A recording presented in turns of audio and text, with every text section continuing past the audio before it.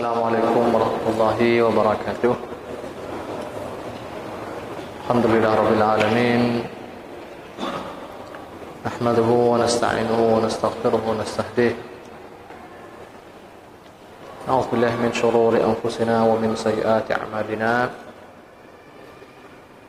May yahdihillahu fala mudilla lahu wa may yudlilhu fala hadiya lahu. أشهد أن لا إله إلا الله وحده لا شريك له وأشهد أن محمدا عبده ورسوله اللهم صل وسلم على محمد وعلى آله وأصحابه وبارك وسلم اللهم ربنا زدنا علما وارزقنا فهما وارزقنا بالصالحين اللهم ربنا لا علم لنا إلا ما علمتنا إنك أنت العليم الحكيم اللهم ربنا علمنا ما لم نعلم إنك أنت علام الغيوب اللهم ربنا علمنا ما ينفعنا وانفعنا بما علمتنا اللهم ربنا فقهنا في الدين وعلمنا تأويل إنك على كل شيء قدير اللهم ربنا اجعل أعمالنا خالصة لوجهك الكريم واجعلنا من عبادك المخلصين وصلى الله على محمد النبي الأمي وعلى آله وأصحابه وبارك وسلم. Para hadirin jemaah maghrib yang berbahagia, Bapak Ibu yang dirahmati Allah, pertama sekali puji syukur kita kepada Allah Subhanahu wa taala atas segala nikmat dan karunia-Nya. Alhamdulillah kita masih diberi kesehatan, masih diberi umur yang panjang,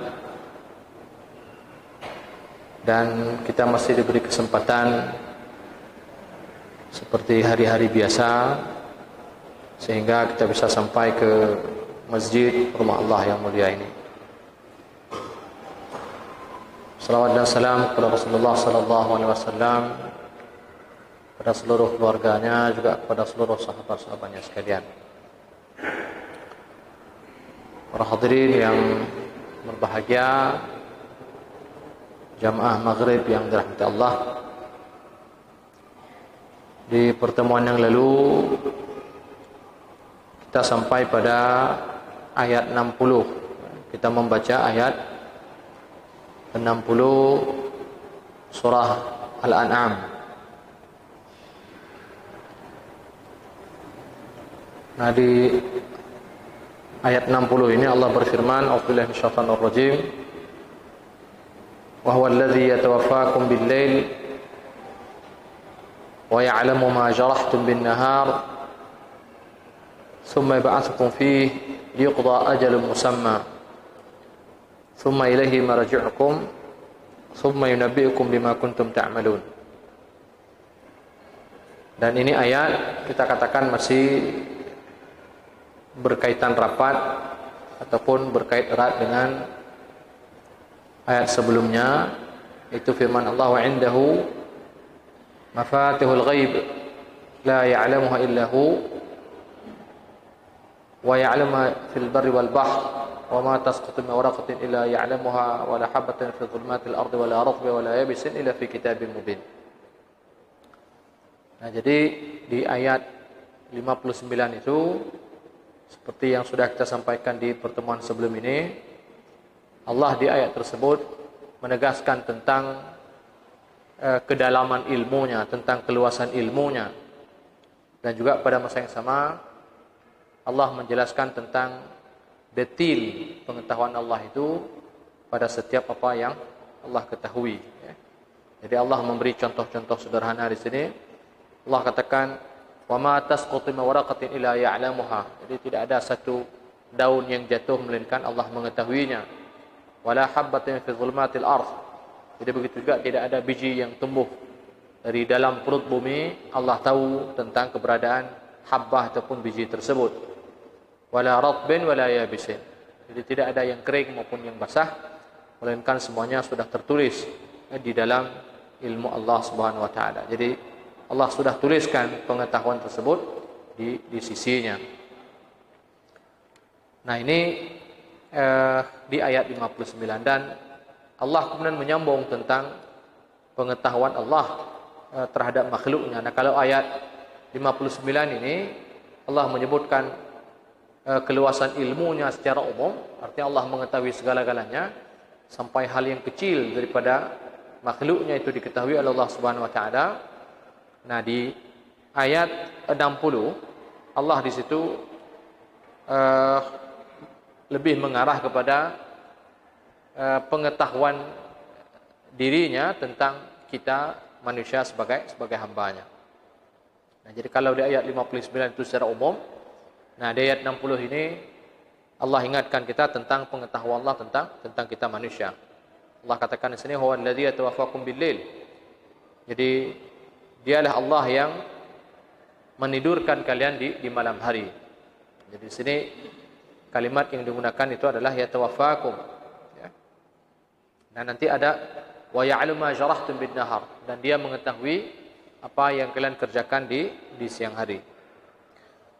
Nah, ini di akhir daripada pertemuan sebelum ini kita sempat membaca ayat ini, dan kita juga sempat membaca sedikit penjelasan di bawahnya yang oleh Ibnu Katsir menjelaskan ayat tersebut, ayat 60 itu dengan ayat yang lain, yaitu ayat Az-Zumar.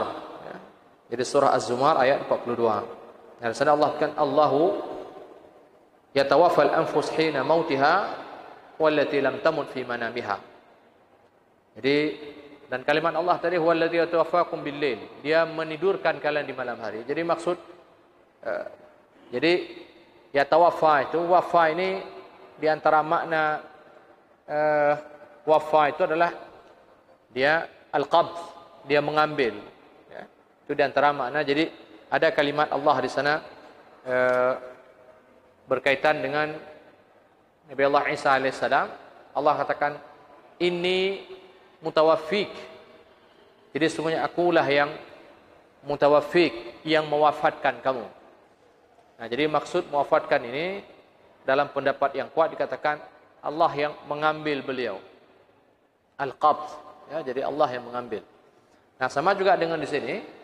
Jadi maksud Allah mengambil di sini, Allah mengambil ruh manusia ketika manusia sedang tidur. Jadi ada yang orang ketika sedang tidur itu ada yang ruhnya itu diambil. Ya, jadi sebagian orang ruhnya diambil. Nah, nanti ada orang yang ruhnya diambil ini, ada yang dikembalikan, ada yang tidak dikembalikan. Yang dikembalikan dia hidup kembali seperti biasa. Allah akan bangunkan dia di pagi hari misalnya. Yang tiba ajalnya, ruh yang telah diambil itu Allah tidak kembalikan. Lalu kemudian dia pun meninggal.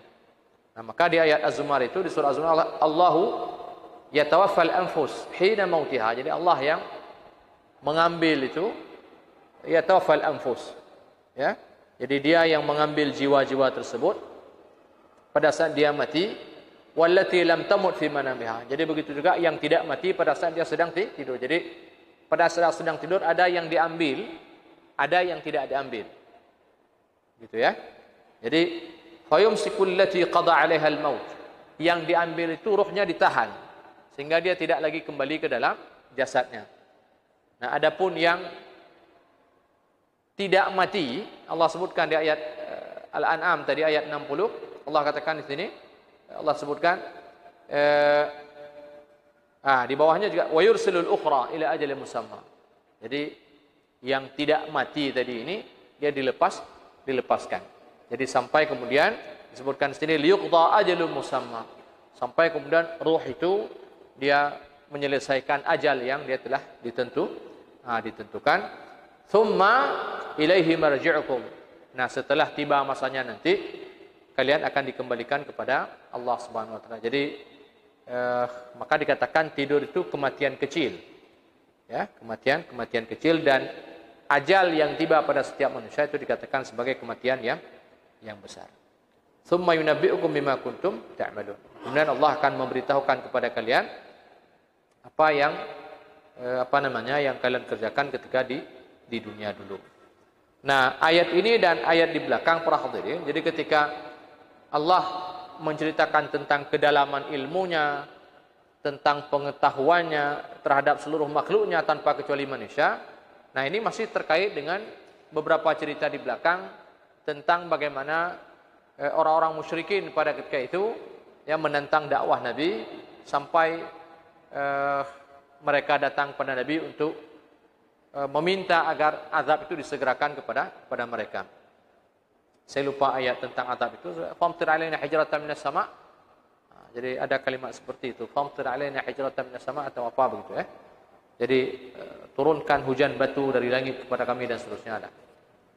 Nah, jadi Allah melalui ayat 59 dan 60 itu Allah ingin memberi jawaban kepada mereka bahwa soal mengirimkan azab kepada mereka orang musyrikin itu urusannya Allah Subhanahu wa taala. Karena ini berkait dengan pengetahuan Allah tentang makhluknya, dan itu sudah kita jelaskan juga di pertemuan yang lalu. Nah, dan hanya Allah yang paling mengerti tentang makhluknya ini, karena dialah yang paling dialah zat yang maha mengetahui akan segala-galanya.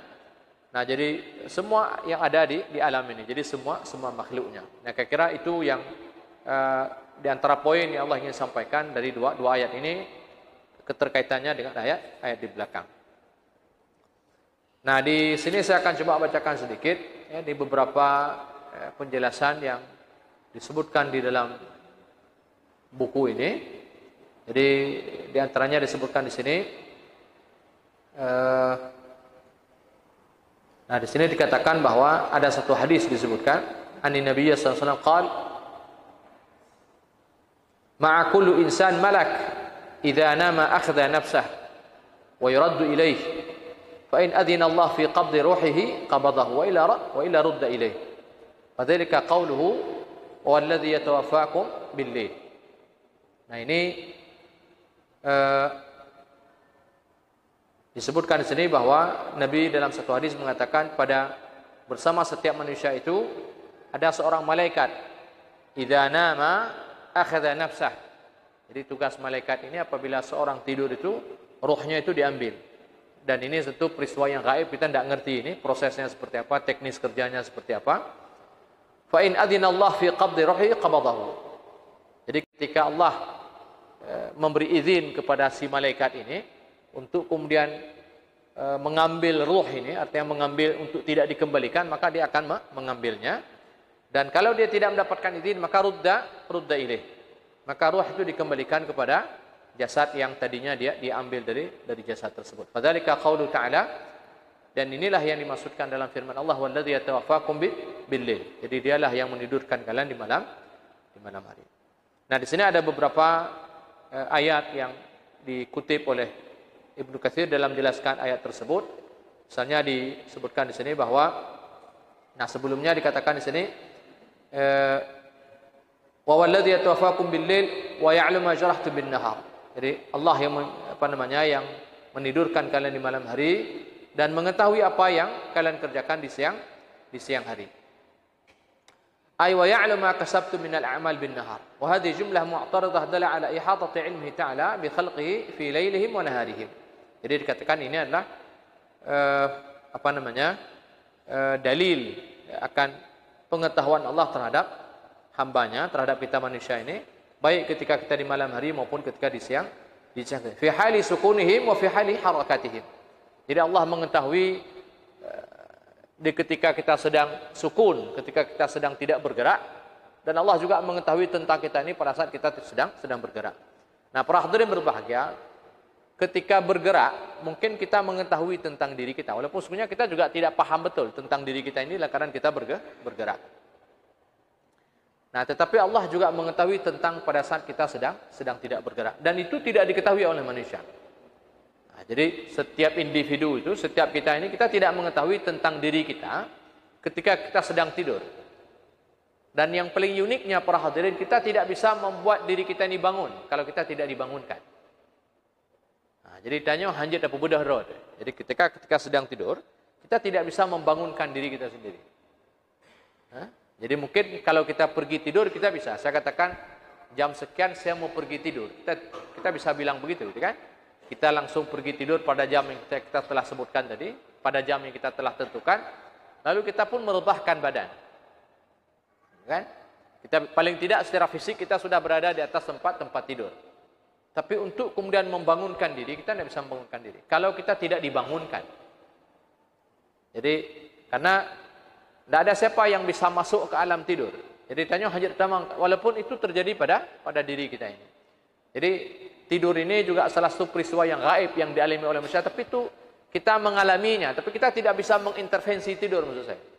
Jadi, ketika kita mimpi misalnya, ya kita tidak punya kuasa apa-apa. Yang mimpi saja, kita tidak bisa merencanakan mimpi. Ada orang yang mimpi menyenangkan, ada orang yang mimpi menyeramkan, dan seterusnya. Dan kita tidak punya intervensi ke situ. Kita tidak bisa masuk ke alam tidur itu, dan tidak bisa masuk. Ya terserah Allah yang menidurkan, kira begitu. Kalau Allah kemudian membangunkan, kita bangun. Kalau Allah tidak bangunkan, tidak bisa bangun. Mutasetia aja, ada ipeh, tamboi, tutung, rumah-rumah, handa beda. Kalau Allah tidak bangunkan. Walaupun memang ada sebagian orang, dia punya kebiasaan. Misalnya, dia tidur 1 jam bangun. Kan? Tapi juga dia tidak bisa pastikan itu. Hanya memastikan itu bahwa saya tidur 5 menit lalu Anda bisa itu. Jadi kita merencanakan bisa, tapi untuk kemudian mengintervensi itu tidak bisa. Tidak ada orang yang bisa mengintervensi alam tidurnya, tidak bisa. Nah, jadi ini suatu hal yang sangat gaib dan itu kita alami masalah. Itu kita alami. Itu bahagian daripada kehidupan kita 24 jam. Jadi kita melewati kehidupan itu. Kita tidak mengetahuinya, tapi Allah mengetahuinya. Jadi kena pegah. Kira-kira begitulah Allah mengetahui tentang kita ini. Jadi kalau sesuatu yang gaib daripada diri manusia, Allah tahu apalagi yang nampak. Kan? Jadi apalagi yang terang, artinya bukan hanya siapa saja bisa melihat kita. Pada hari ini kita saling melihat, saling menatap seperti ini. Kita saling mengetahui apa yang dilakukan antara satu dengan yang lainnya. Jadi ini mudah gitu kan. Nah, tapi ada satu hal lagi yang tidak ada siapa yang, jadi baik orang yang tidur dia tidak tahu tentang tidurnya, ataupun kita orang yang sedang bangun melihat orang tidur, kita juga tidak tahu orang tidur itu sedang apa dalam tidurnya, kita juga tidak tahu. Sehingga ada orang yang dalam tidurnya itu dia sudah menjerit-jerit, sebenarnya dikejar oleh seekor anjing gilamnya. Kita tidak tahu, kita lihat aja kayaknya dia senyum-senyum saja itu, padahal karena mati dalam tengahnya. Kita tidak tahu itu. Jadi apa yang terjadi di alam tidur seorang, walaupun dia tidur di sebelah kita para hadirin. Saya kira itu sering dialami oleh siapapun. Kita tidak tahu apa yang terjadi itu. Tengok hanya debu apa yang terjadinya. Dia sudah pergi entah ke mana ini. Dia sedang mengalami entah apa, tidak ada yang tahu itu. Walaupun kita duduk bersama, dia di sebelahnya cogrong, yang dia dengar tu grong tu dengar. Tapi apa yang terjadi tidak ada yang tahu itu. Jadi tidur ini salah satu jadi kejadian misteri sebenarnya. Ini peristiwa gaib yang dialami oleh manusia. Nah, nyo kena pegang apa? Allah mengetahui itu. Jadi, ya. Nah, apalagi yang nampak gitu kan.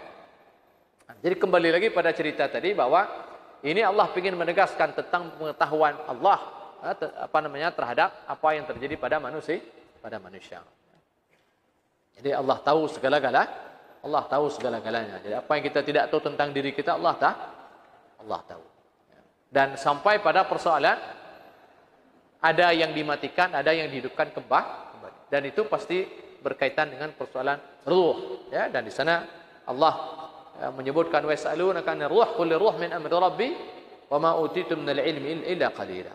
Jadi ini persoalan ruh yang tidak ada siapa yang tahu tentang ini kecuali Allah Subhanahu wa taala.